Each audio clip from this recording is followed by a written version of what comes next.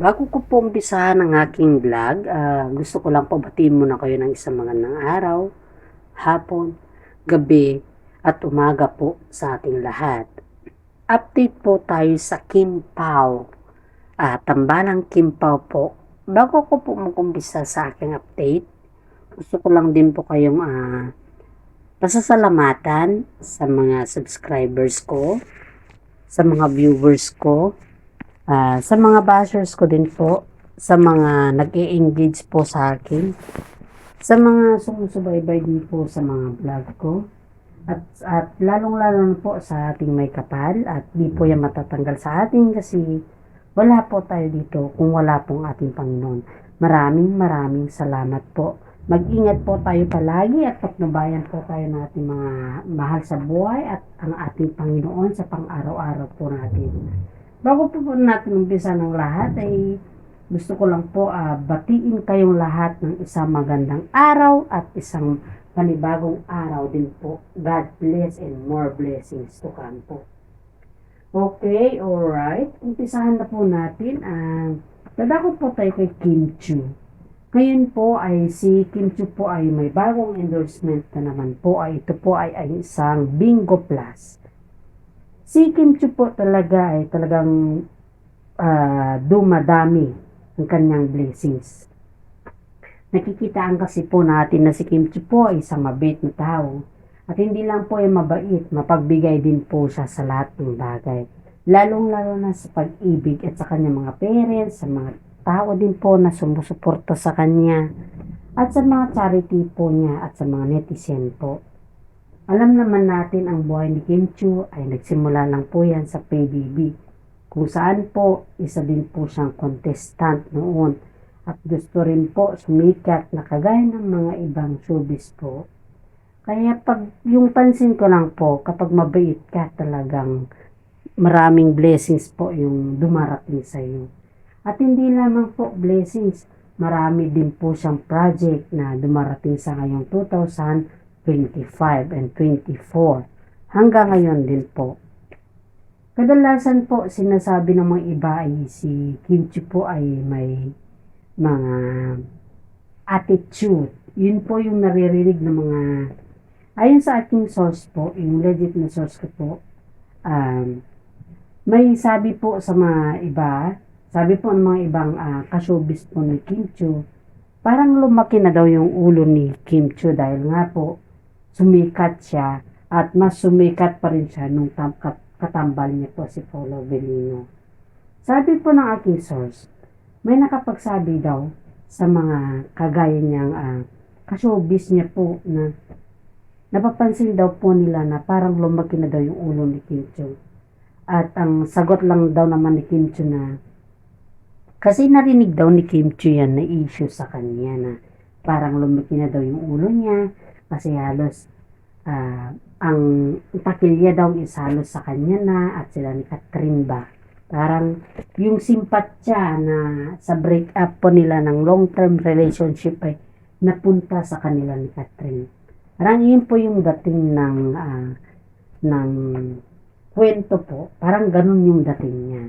Pero ang sabi ko naman, hindi pala sabi ko, pero sabi ng mga ibang netizen, sabi ng mga ibang katrabuhan niya, hindi po lumaki ang ulo ni Kim Chiu. Kundi po si Kim Chiu ay isang mapagkumbaba na tao, sobrang bait, mapagmahal na anak, at hindi lang po yan, may respeto din po sa sarili niya.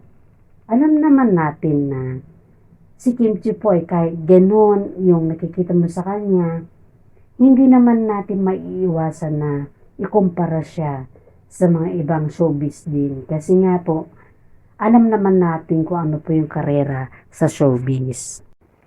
Kaya sa mga bashers po dyan, or di kaya sa mga negative po na nagko-comment kay Kim Chiu, please lang po, wag naman po tayo manira ng kapwa natin tao para lang sa mga pansarili nating interes. Lalo't lalo na ay ang sisiraan naman natin is yung kagaya natin na may matino at mabait po. Sa mga commenters na napaganagali po, advice ko lang po sa inyo huwag sana po kayong magagalit dahil lahat naman tayo may mga negative side. Pero wag naman sa i-comment natin na ganyan ba. Kasi nakakasira po yan eh. Alam naman po natin yun. Please lang. Ang gusto ko lang po sana, lahat po tayo, hindi lang po pala ko. Ang gusto po natin lahat ay maging positibo. Kasi nga po, pag yung mag-comment ka na napaka-negatibo, wala ka din mapapala po dyan eh. Oo, yung kasabihan nga po nila na huwag tayo maging plastic. Pero, oo nga, huwag tayo maging plastic. Pero yung magsabi ka lang ng totoo na ganito, hindi naman, pwede ka lang naman magsabi ng totoo. Free naman po yan. Choice mo naman yan at freedom mo yan. Of course, pwede lang naman. Pero yung mag-comment ka ng napaka-negatibo naman sa kapwa mo, medyo hinay-hinay po tayo. Ano? Yan na po yung masasabi ko sa mga nagko-comment kay Kim Chu na wag naman tayo masyadong mag-comment ng kung nakakasakit na po. Ano? Dapat tayo po, mga kapwa po natin, mga fans po natin, kagaya ni Kim Chu, fans po ni Kim Chu tayo, mga supporters po niya.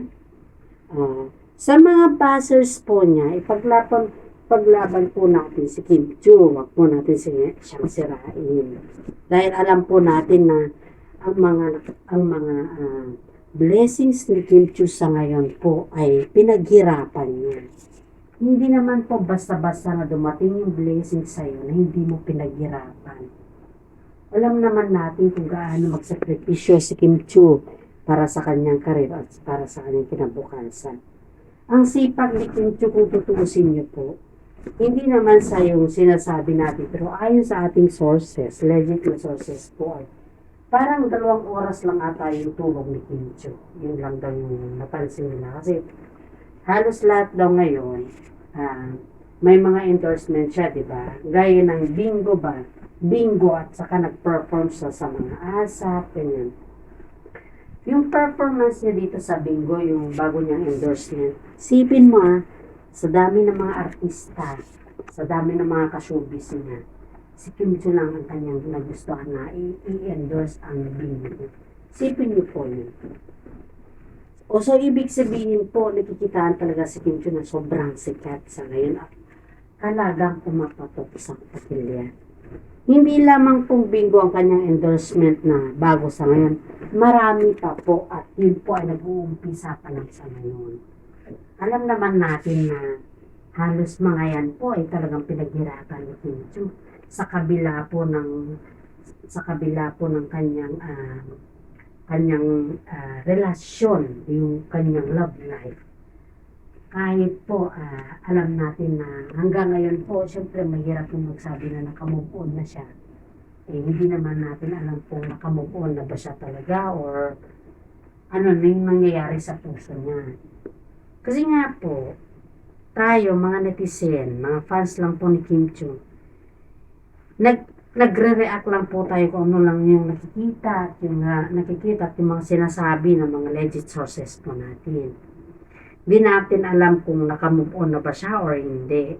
Kaya si Kim Chu sa ngayon po, gumagawa siya ng way. Kung sakali man na hindi pa siya nakamove on, para sa akin po is gumagawa siya ng way para ma-release niya po lahat ang mga sakit sa kanyang sa loobin ang kanyang dinaramdam. Kasi mas maganda po na i-release mo yung sakit na dinulot sa'yo ng isang relasyon na hindi mo naman akalain na ganun yung magiging resulta. Di ba po ba? Kaya nga po tayo, sa akin po, wag tayo maging negatibo sa lahat. Positive lang po tayo, good vibes po. Kasi pag good vibes ka, maraming blessings din po sa iyo pang araw-araw. Saka pag negatibo kasi wala ka kasing mapapala dyan. Halos naman lahat tayo dito sa mundo. Ang gusto po natin mga positibo. Kasi pag positibo po ang mga kasama mo, positibo ka din mag-comment, positibo ka din mag-isip. Ay marami kang blessings na darating sa iyo po niyan. Kaya nga po, advice ko sa mga ibang tao, kahit gaano karami ang iyong problema, pag positive ka lang mag-isip, Lahat po yan may solusyon. Kaya nga po, sa ngayon po, naintindihan naman natin kung yung mga sinasabi ng mga ibang bashers natin about kay Kim Chiu. Naintindihan naman po natin yun. Pero wag naman sanang sobra. Kasi lahat po yan, wag natin lahat isisi kay Kim Chiu kung bakit ganun lahat. Diba? Comment lang po kayo kung may mga masasabi po kayo about kay Kim Chiu. Free lang po mag-comment yan. Kung hindi po, wala pong bayad yan. Free lang po mag-comment sa comment section po. Ayon naman sa aking legit na sources ba. Kasi marami kasi akong mga kaibigan sa showbiz, mga legit po sila. Saka yung mga pag nagla-live sila Kim Chiu sa kasi Kim Pao, talagang sinasabi ko ano yung napapansin nila at sinasabi din sa amin na kagaya namin po na content creator lang po. Alam naman natin na kapag favorito mong isang tao, talagang kinukontent mo yan. Magre-react ka talaga niyan. At kagaya na ang ginagawa ko. Gusto ko kasing panatilihin na ang Kim Pao ay maayos. Gusto ko kasi na ang Kim Pao ay tuloy-tuloy at hindi yan nabubuhat. Kaya yan po yung rason kung bakit po ako nag-vlog about ng Kim Pao. Dahil nga po, isa rin po yan na idolo ng aking mga magulang po. Ngayon, dadako na naman tayo sa another topic about dito kay Paolo Avellino. Pero naman kay Paolo Avellino, di ba na-perform si Kim Chiu sa Bingo Plus performance? Yung ina-endorse niya na dun sa Cebu. Kasi Kim Paolo, habang sa California, napatingin siya at sinabi niya mismo narinig sa camera na may mga Bisaya. Parang ganun ba? So, ibig sabihin, si Kim Chiu po yung pinapatamaan niya yan at doon niya ina-express kung gaano niya kamahal si Kim Chiu. Hindi man on the words, but on the action. Alam naman natin lahat pag yun talagang may meaning na yung mga galawan natin. Siyempre po, kahit man hindi ka magsalita, kapag yung galawan is may meaning, alam mo na ang katotohanan doon. Di ba po ba? Kaya sa mga fans at mga netizen po na sumusuporta sa Kim Pao, please, po natin sila. I-proud po tayo sa kanila, maging proud po tayo sa mga idolo natin at hindi lang po yan, maging positibo din tayong mag-comment po. Ito lang pong aking update for today and please subscribe, comment, free lang po mag-comment, wala pong bayad dyan. Share din po ninyo para makatulong din po kayo sa akin, makatulong din po ako sa inyo. At like po, maraming salamat po. Ingat po tayo palagi, okay? Thank you.